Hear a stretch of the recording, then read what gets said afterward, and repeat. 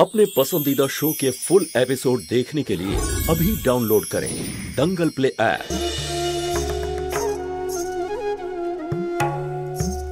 ব্যাপারটা শুধু জ্যোতিকে নিয়ে নয়, এখন সুধার জীবনটাও তো প্রশ্নের সামনে দাঁড়িয়েছে। যদি ব্রজের আসল রূপটা বশিষ্ঠ পরিবার জানতে পারে তো দুজনকে মিথ্যে দোষ দেবে, আর ওই পঙ্কজের ছোট মা তো দুটো মেয়েরই বাঁচা কষ্টকর করে দেবে। ওই মহিলা যা ইচ্ছা তাই করতে পারে, সুধাকে জ্যোতিকে বাড়ি থেকে বের করে দিতে পারে, তখন আমাদের কিছু বলার মুখ থাকবে না। এটা ঠিক, জ্যোতি সত্যি কথা লুকিয়েছিল, কিন্তু তার জন্য আমরাও সমান দোষী। যা হয়েছে তা আমরা সবাই জানি মা, কিন্তু এখন আমরা কি করব? এভাবে চুপ করে বসে থাকবো আমরা, যাতে ও যা ইচ্ছে তাই করবে আর আমরা এভাবে বসে দেখতে থাকবো? আর তো কোনো রাস্তাই নেই আমাদের সামনে। দীপু বাবা, যতই রাগ হোক, আমাদের যত কষ্টই সহ্য করতে হোক, তুই নিজেকে সামলে রাখ। যে চালাকির দ্বারা ওই ছেলেটা সবকিছু করছে না, অতটাই বুদ্ধি খাটিয়ে ওকে জবাব দিতে হবে। আমাদের ছোট্ট একটু ভুল বা অসতর্কতা আমাদের দুটো মেয়েরই সংসার নষ্ট করে দেবে। সুষমা তো বেচারি আগে থেকে এই সবকিছু সয়েছে, আর এখন ওই দুজন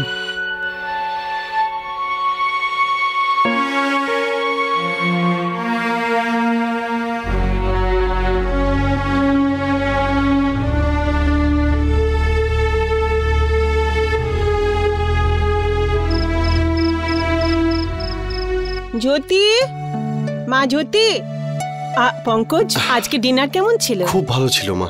এই নাও বৌদি, তোমাদের সবার জন্য রসগোল্লা পাঠিয়েছে। তোমরা যেহেতু ডিনারে যেতে পারোনি সেই জন্য পাঠিয়েছে। How sweet of her. ওনারা সবাই তোমাদের খুব মিস করেছেন আর বলেছেন পরের বার অবশ্যই আসা চাই, কোনো রকম অজুহাত চলবে না। ঠিক আছে, এরপরে আমরা তিনজন অবশ্যই যাব। আই এম রিয়েলি টায়ার্ড, আমি চেঞ্জ করে শুতে গেলাম। Good night everyone. Good night. Good night. আর বাবা, কেমন লাগলো ওখানে? আজকে তোমার বন্ধু এসেছিল, কেমন কাটলো? খুব ভালো, একদম ফার্স্ট ক্লাস। হ্যালো, আরে হ্যাঁ নমস্কার, কেমন আছেন আপনি? সব ঠিক, কিন্তু কবে?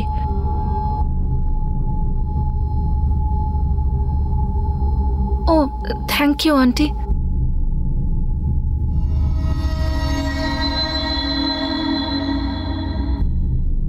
কি হলো মা, নির্মলা আন্টি ফোন করেছিলেন।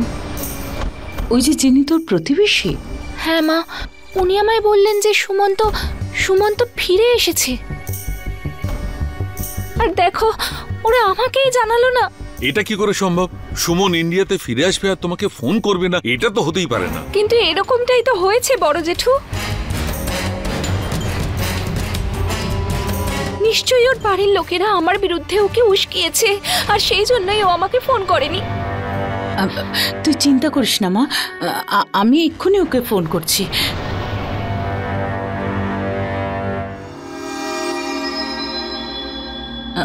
নেটওয়ার্ক নেই।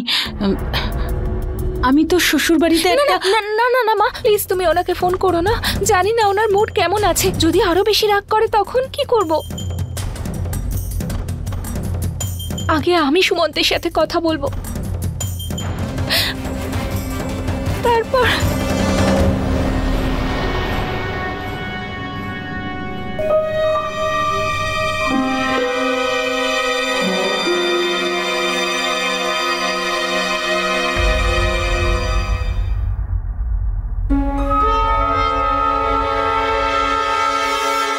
দেখলে জ্যোতি, তোমার জন্য আমার মেয়ের সাথে কি কি ঘটছে। ওর হাজবেন্ড ফিরে আসার পর ওকে ফোন পর্যন্ত করেনি। জানি না কি হবে এখন, জানি না ওরা মৃণালকে বাড়ি ফিরিয়ে নিয়ে যাবে কিনা। এরকম কেন ভাবছো ভৈরবী? দাদা, ওরা যদি নিয়েও যান, জানি না সারা জীবন কত না কথা শুনতে হবে মৃণালকে। আর কে জানে নিজের বাবা মায়ের কথা শুনে মৃণালের স্বামী যদি ডিভোর্স।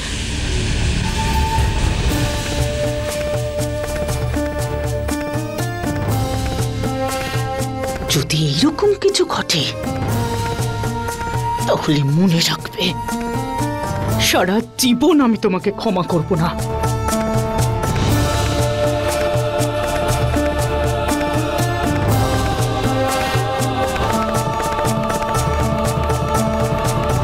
ড্যাড, এই ছোট মা সবসময় জ্যোতিকে কেন দোষারোপ করে? বাবা, তুই ভৈরবীর নেচার তো জানিস। মৃণালের এই অবস্থার জন্য জ্যোতিকে দোষী মনে করলে কে কি করতে পারে। আর তারপর মেয়ের দুঃখ যে কোনো মায়ের কাছে সবচেয়ে বড় দুঃখ। একবার বিনা ঝামেলায় ও যদি শ্বশুরবাড়ি ফিরে যেতে পারে, সব ঠিক হয়ে যাবে। আজ তোমার বন্ধু এসেছিল ডিনারে, কেমন কাটলো? ভালোই ছিল বাবা। আমার খুব ইচ্ছে ছিল থাকার, কিন্তু যদি ওখানে না যাই তাহলে ওরা খুব খারাপ ভাবতো। আরে ঠিক আছে। তোমার বন্ধুর জন্য সিডি এনেছিলাম, আর ও যা করেছে আমার ছেলের জন্য, তার ঋণ তো কোনোদিনও শোধ করতে পারবো না। কিন্তু এই গিফটটা তোকে দেওয়াই যায়, তাই না? দাও, আমি ওকে দিয়ে দেব। বাবা, আর একবার ওকে ডিনারে ডাকো না। আমরা সবাই থাকলে খুব আনন্দ হবে। কি জ্যোতি?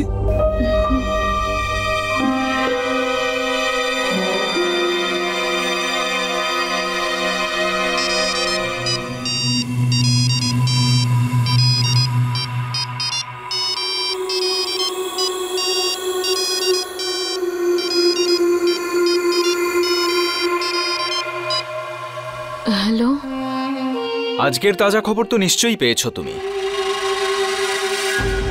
কেন করছো তুমি এরকম?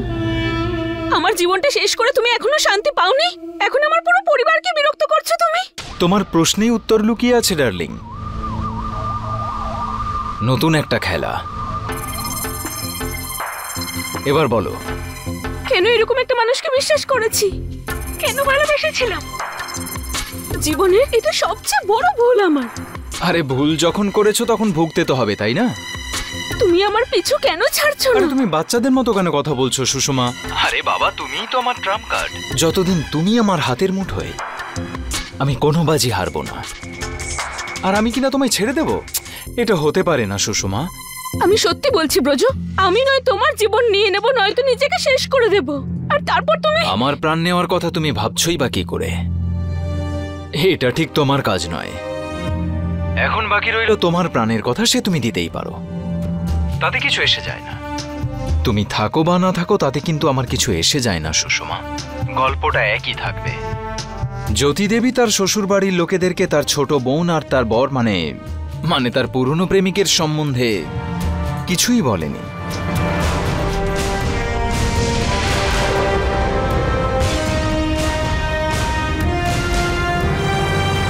হ্যালো, শুনতে পাচ্ছ?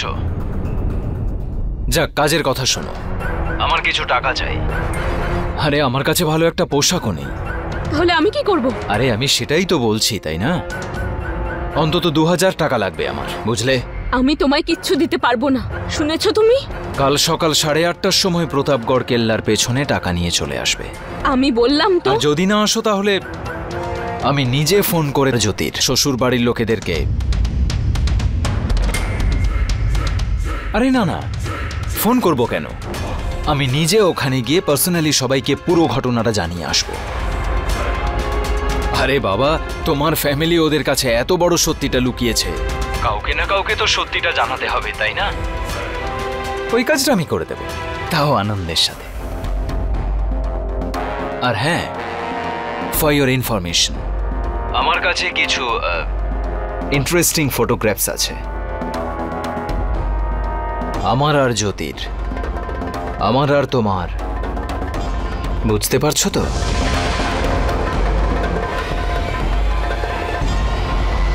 Very good. কাল সকালে দেখা হবে। Good night.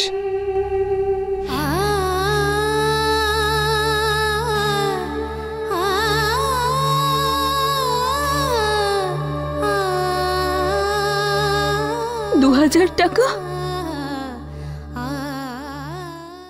জ্যোতি, হ্যাঁ তুমি এই সিডিগুলো চালাও তো, একটু শুনে দেখি ড্যাড ব্রজোর জন্য কি গান নিয়ে এসেছে। পরে শুনে নিও পঙ্কজ। আর এমনিতেও অনেক রাত হয়ে গেছে, কাল তোমাকে সকাল সকাল কলেজ যেতে হবে। ঠিক আছে, ইউ আর দ্য বস, কাল সকালে শুনে নেব।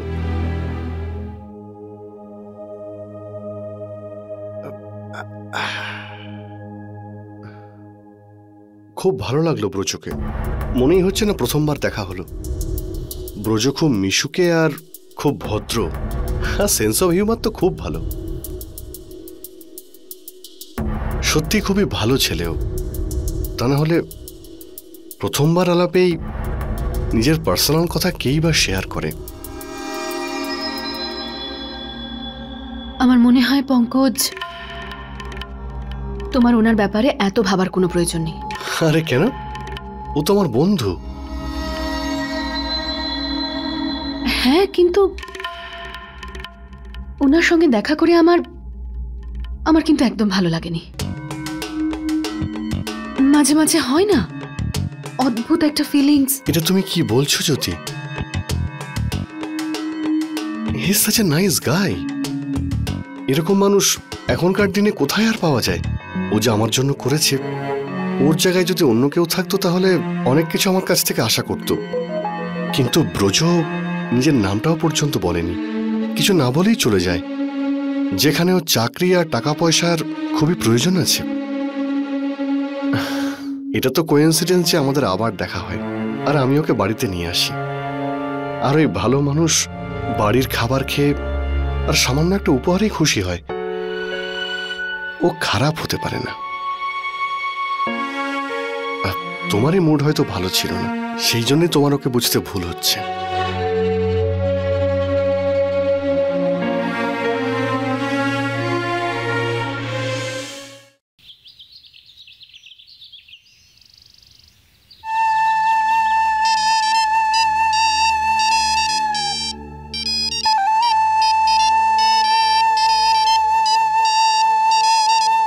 Hello, good morning. তোমায় মনে করানোর জন্য ফোন করলাম। আমি অলরেডি পৌঁছে গেছি, তুমিও টাকাটা নিয়ে চলে এসো।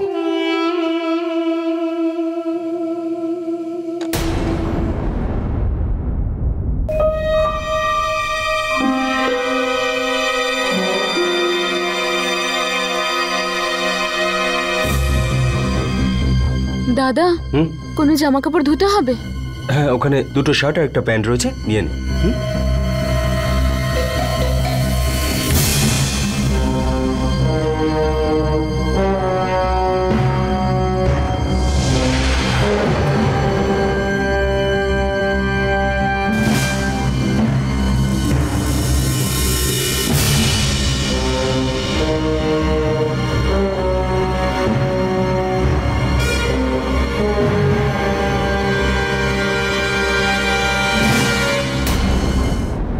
কাল সকাল 8:30টার সময় প্রতাপগড় কেল্লার পেছনে টাকা নিয়ে চলে আসবে। আমার কাছে কিছু ইন্টারেস্টিং ফটোগ্রাফস আছে, আমার আর জ্যোতির, আমার আর তোমার।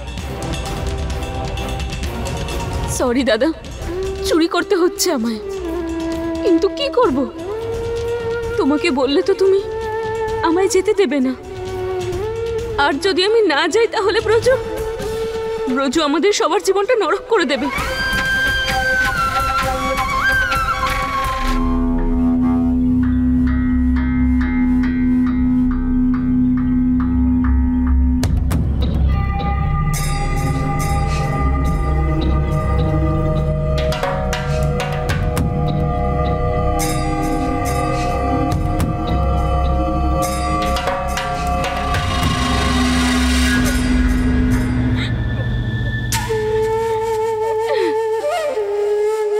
জানতাম তুমি নিশ্চয়ই আসবে,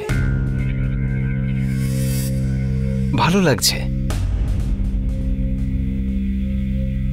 এই টাকাটা নাও আর আমায় যেতে দাও। হ্যাঁ হ্যাঁ, যাও যাও যাও, আমি কি আর তোমায় সাথে নিয়ে যেতে এসেছি? আর এমনিতেও আজকাল আমার ওঠা বসা বড় বড় বড় সব ভদ্রলোকেদের সাথে। মানে তোমার দিদি জ্যোতির শ্বশুরবাড়ির লোকেদের সাথে। হ্যাঁ, কিন্তু আমি এই সত্যিটাও অস্বীকার করতে পারি না যে তুমি আমার স্ত্রী হও, আমার একমাত্র অগ্নিসাক্ষী করা স্ত্রী। যে উপহার হাতে করে নিয়ে এসেছো সেটা আমায় দিয়ে দাও।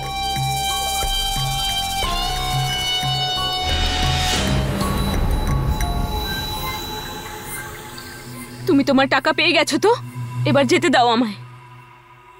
হ্যাঁ, নিশ্চয়ই যাবে। আজ তো তুমি আমার প্রয়োজন মিটিয়েছো, পরে আবার কোনো কিছুর জন্য যখন দরকার হবে আমি তোমায় আবার ডেকে নেব। ভগবান সব দেখছেন ব্রজ, উনি তোমায় শাস্তি নিশ্চয়ই দেবেন। তুমি এতদিন আমাদের যত কাঁদিয়েছ তার চেয়েও বেশি তোমায় কাঁদতে হবে ব্রজ। আরে আমার কাছে তো আমার পরিবার আছে, আর তোমার যখন তুমি বিপদে পড়বে তখন কাউকে তুমি সাথে পাবে না, সবার কাছে নিজের জীবন ভিক্ষা চাইবে তুমি।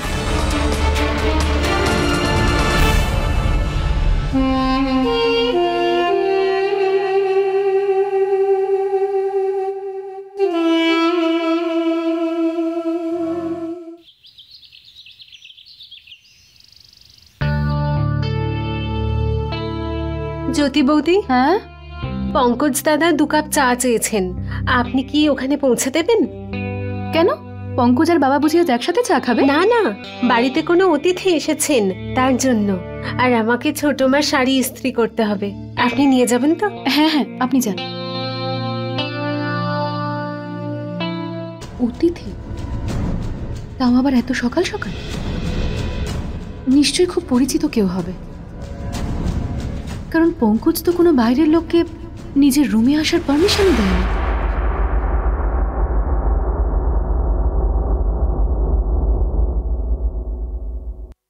এক্ষুনি চা আসছে, তুমি আরাম করে চা খাও, আমি তাড়াতাড়ি স্নান করে আসছি, তারপর একসঙ্গে কলেজ যাব, ঠিক আছে? পঙ্কজ, তোমার চা। আরে চা নিয়ে এসেছো, তুমি ওকে চা দাও, আমি এক্ষুনি স্নান করে আসছি। আমি এক্ষুনি যাবো আর এক্ষুনি আসবো। আরে তুমি চা খাবে না? আরে না, আমার কলেজ যেতে দেরি হয়ে যাবে, তুমি এখানে বসো, আমি এক্ষুনি স্নান করে আসছি। আচ্ছা, এই যে।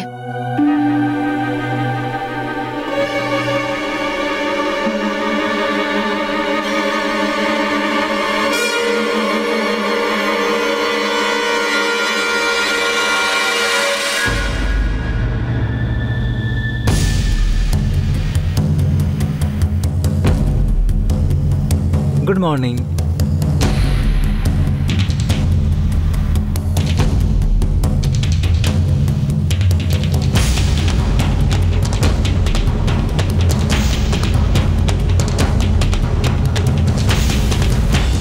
আরে ভাই পঙ্কজ, তুমিই তো বলে দিলে, কিন্তু এমনটা নয় যে তোমার স্ত্রীরও আমাকে ভালো লাগবে। ইনফ্যাক্ট আমার তো মনে হয় যে আমার এখানে আসাটা জ্যোতি দেবীর একটুও ভালো লাগেনি। আরে না না, সেরকম কোনো ব্যাপার নয়। আরে হ্যাঁ ভাই, দেখো ভাই, তুমি সারাদিনের জন্য ওর থেকে দূরে থাকবে। জ্যোতিরও তো ইচ্ছে করে যে যতক্ষণ তুমি বাড়িতে থাকো সেই সময়টুকু তুমি শুধু ওর সাথেই কাটাও। আই থিঙ্ক সব স্ত্রী এটা চায় যে বেশিরভাগ সময়টা তার স্বামীর সঙ্গে কাটাতে, কিন্তু আমি গ্যারান্টি দিয়ে বলতে পারি যে আমার জ্যোতি সেই স্ত্রীদের মধ্যে নয় যে তার স্বামীর বন্ধুরা বাড়িতে এলে সে খুব বিরক্ত হবে। না ভাই পঙ্কজ, ভালোবাসায় কখনো তৃতীয় ব্যক্তিকে ভালো লাগে না, সে যত ভালোই বন্ধু হোক না কেন, আলটিমেটলি সে কাবাবে হাড্ডি হয়ে যায়। কি জ্যোতি দেবী, আমি কিছু ভুল বললাম না তো? আরে কিছু তো বলুন, হ্যাঁ অথবা না। আরে তুমি বলেই দাও না জ্যোতি যে ব্রজর এখানে আসাটা তোমার পছন্দ কিনা, না হলে ও কিন্তু ছাড়বে না আজকে। ছোটবেলা থেকে আমি একটাই জিনিস শিখেছি, যে বাড়িতে আসা অতিথিদের সম্মান করতে হয়, আর ইনি তো তোমার বন্ধু। ঠিক আছে, তোমার উত্তর পেয়ে গেছো তুমি। হ্যাঁ ভাই, এখন জ্যোতি দেবী বলে দিয়েছেন তো।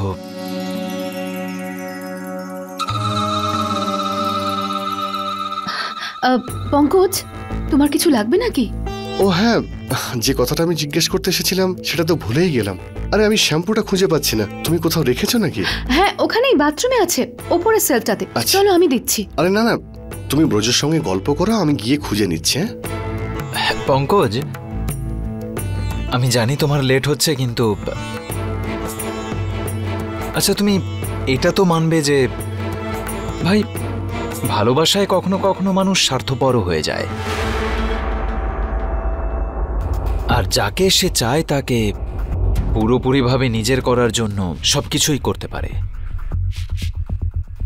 সে তাকে মিথ্যে বলাই হোক বা ঠকানোই হোক। আরে ভাই, তাই তো বলে যে ভালোবাসার যুদ্ধে সবকিছুই চলে। Maybe you are right. আমি তোমার কথা অস্বীকার করছি না। পৃথিবীতে অনেক রকমের মানুষ থাকে, কিন্তু তুমি যখন জিজ্ঞেস করছো তোমাকে সত্যিটাই বলি, আমার আর জ্যোতির সম্পর্ক আয়নার মতো পরিষ্কার।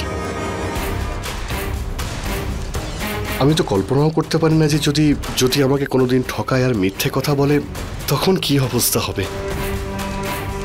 কিন্তু আমি এসব কেন ভাবছি?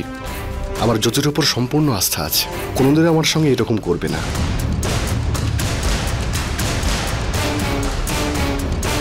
ইউনো ব্রজ, আমি খুবই লাকি যে আমি এত ভালো ফ্যামিলি আর জ্যোতির মতো স্ত্রী পেয়েছি, আর এখন তোমার মতো বন্ধু। চলো এখন আমি চলি, কথা কথা দেরি হয়ে যাচ্ছে।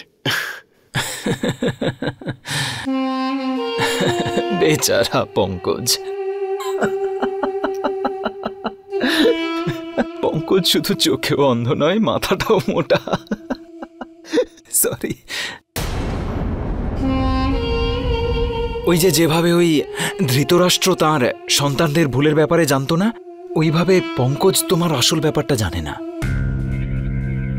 এনিওয়ে, আরে যদি তুমি দাঁড়িয়ে আছো কেন, এসো বসো, গরম গরম চায়ের সাথে মিষ্টি মিষ্টি কথা হোক।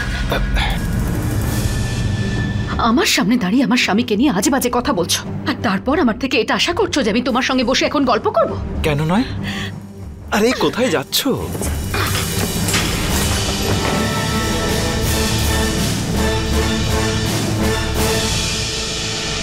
তোমার হিসেব নিকেশের লম্বা লিস্টে এই হিসেব নিকেশটাও আমি জুড়ে দিলাম। যদি এর প্রতিশোধ তো আমিও নেব।